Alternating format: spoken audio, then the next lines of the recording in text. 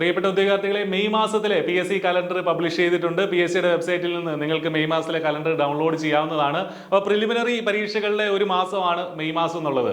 PSC നേരത്തെ തന്നെ പറഞ്ഞിരുന്നു, ഡിഗ്രി പ്രിലിംസ് ഉൾപ്പെടെയുള്ള പരീക്ഷകൾ മെയ് മാസത്തിൽ കണ്ടക്ട് ചെയ്യുമെന്ന്. മെയ്, ജൂൺ, ജൂലൈ അതായിരുന്നു സ്ലോട്ട്. പക്ഷേ മെയ്യിൽ തന്നെ അതിന്റെ ഫസ്റ്റ് ഘട്ടം ഷെഡ്യൂൾ ചെയ്തിട്ടുണ്ട്. അതുപോലെ തന്നെ ഡിവിഷണൽ അക്കൗണ്ടന്റിന്റെയും പ്രിലിമിനറി എക്സാമിനേഷൻ മെയ്യിൽ നടക്കുന്നുണ്ട്. കൂടാതെ ചില mains examination, range forest officer ഉൾപ്പെടെയുള്ള മെയിൻസ് എക്സാമിനേഷനും രണ്ടാമത്തെ എക്സാമിനേഷനും ഈ മെയ് മാസത്തിൽ നടക്കുന്നത്. അപ്പോൾ ഏറ്റവും ഇമ്പോർട്ടന്റ് ആയിട്ടുള്ള കാര്യം, ഈ പരീക്ഷയ്ക്കായിട്ട് കൺഫർമേഷൻ കൊടുക്കാനുള്ള ഉദ്യോഗാർത്ഥികൾക്ക് നിലവിൽ നിങ്ങളുടെ പ്രൊഫൈലിൽ അത് ആക്റ്റീവ് ആണ്. അപ്പോൾ കൺഫർമേഷൻ കൊടുക്കുക, എങ്കിൽ മാത്രമേ നിങ്ങൾക്ക് ആ പരീക്ഷ എഴുതാനായിട്ട് സാധിക്കുകയുള്ളൂ. അപ്പോൾ അത് മറക്കാതിരിക്കുക. അപ്പോൾ നമുക്ക് ഈ ഒരു കലണ്ടറിലേക്ക് പോകാം എന്തൊക്കെയാണെന്നുള്ളത്. ആദ്യമേ മെയ് 5-ാം തീയതി നടക്കുന്ന റേഞ്ച് ഫോറസ്റ്റ് ഓഫീസറുടെ മെയിൻ എക്സാമിനേഷൻ ആണ്. റേഞ്ച് ഫോറസ്റ്റ് ഓഫീസറുടെ അതിൽ എത്ര പേര് എലിജിബിൾ ആണ് എന്നൊക്കെയുള്ള കാര്യങ്ങൾ അവിടെ പറഞ്ഞിട്ടുണ്ട്. കൺഫർമേഷൻ കൊടുക്കേണ്ട കാര്യമില്ല, കാരണം എന്താണ് അത് നമ്മുടെ മെയിൻ എക്സാമിനേഷൻ ആയതുകൊണ്ട് തന്നെ ഓൾറെഡി നിങ്ങൾക്ക് ഇന്റിമേഷൻ വന്നിട്ടുണ്ടാവും. അപ്പോൾ റേഞ്ച് ഫോറസ്റ്റ് ഓഫീസറാണ് ആദ്യത്തെ സെറ്റ് ഓഫ് എക്സാമിനേഷൻ. രണ്ടാമത് മെയ് 10-ാം തീയതി നടക്കുന്ന ഡിവിഷണൽ അക്കൗണ്ടന്റിന്റെ പരീക്ഷയാണ്. Divisional accountant, divisional accounts officer, Kerala water authority, ഇത് രണ്ടും കോമൺ ആയിട്ട് തന്നെയാണ് നടക്കുന്ന. ഒറ്റ സിലബസിന്റെ അടിസ്ഥാനത്തിലാണ് അത് മനസ്സിലാക്കുക. മറ്റൊരു കാര്യം ശ്രദ്ധിക്കാനുള്ളത്, 1.25 മണിക്കൂറാണ് ഇതിന്റെ പ്രിലിമിനറി എക്സാമിനേഷന്റെ ഡ്യൂറേഷൻ ഉള്ളതാണ്. 1.5 മണിക്കൂർ അല്ല, 1.25 മണിക്കൂറേ ഉള്ളൂ എന്നുള്ള കാര്യം പ്രത്യേകം ശ്രദ്ധിക്കുക. 10-ാം തീയതി ആണ് പരീക്ഷ നടക്കുന്നത്. ഓൺലൈൻ അല്ലെങ്കിൽ OMR ആണ്. OMR പരീക്ഷ തന്നെയായിരിക്കും, കാരണം അത്ര അധികം ആളുകൾ ഇതിന് അപ്ലൈ ചെയ്തിട്ടുണ്ട്. ഡയറക്ട് റിക്രൂട്ട്മെന്റിന് 2,46,795 പേരാണ് ഈ പരീക്ഷയ്ക്ക് വേണ്ടിയിട്ട് അപ്ലൈ ചെയ്തിട്ടുള്ളത്. ഇതിൽ എത്ര പേര് കൺഫർമേഷൻ കൊടുക്കും എന്നുള്ള കാര്യം നമുക്ക് അറിയില്ല. എങ്കിൽ പോലും 2.5 ലക്ഷത്തോളം ആൾക്കാർ ഇതിന് അപ്ലൈ ചെയ്തിട്ടുണ്ട്. പക്ഷേ എന്ന് കരുതി ഇതിന് സീരിയസ് ആയിട്ട് സമീപിക്കുന്ന ആളുകൾ ഇത്രയും വലിയൊരു നമ്പർ ആണെന്ന് കരുതി ഡീമോട്ടിവേറ്റഡ് ആവേണ്ട കാര്യമില്ല.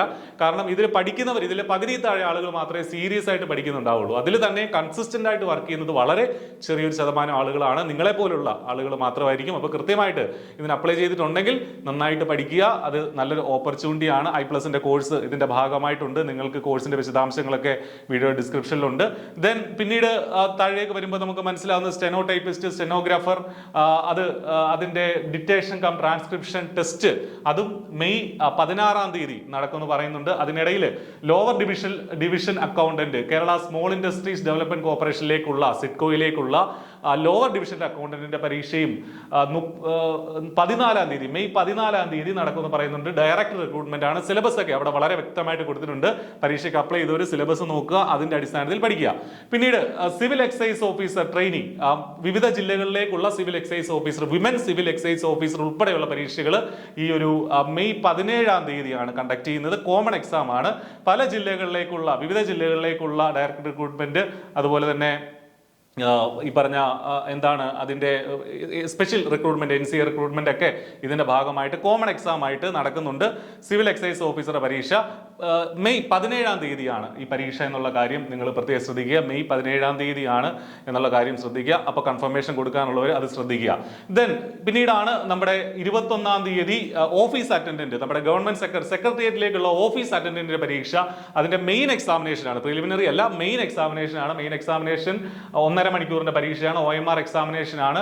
കൺഫർമേഷന്റെ ആവശ്യമില്ലാതെ മെയ് 21-ാം തീയതിയാണ് കണ്ടക്ട് ചെയ്യുന്നത്. ദെൻ റിപ്പോർട്ടർ ഗ്രേഡ് 2 എന്നുള്ള കേരള ലെജിസ്ലേറ്റീവ് സെക്രട്ടേറിയറ്റിലേക്കുള്ള റിപ്പോർട്ടർ ഗ്രേഡ് 2 പരീക്ഷ നടക്കുന്നത് മെയ് 23-ാം തീയതിയാണ്. ഇനിയാണ് ഡിഗ്രി പ്രിലിംസിന്റെ പരീക്ഷ മെയ് 24-നാണ്. ഡിഗ്രി പ്രിലിംസിന്റെ ആദ്യഘട്ട പരീക്ഷ മെയ് 24-നാണെന്ന് ഓർക്കുക. ഡിഗ്രി പ്രിലിംസ് എന്ന് പറയുമ്പോൾ അതിൽ sub inspector of police, open മാർക്കറ്റിലും അതുപോലെ തന്നെ ആംഡ് പോലീസ് ഓഫീസറൊക്കെ ഈ പറഞ്ഞ ഈ ഒരു മെയ് 24-ാം തീയതിയാണ് അവരുടെ ഫസ്റ്റ് പരീക്ഷ നടക്കുക.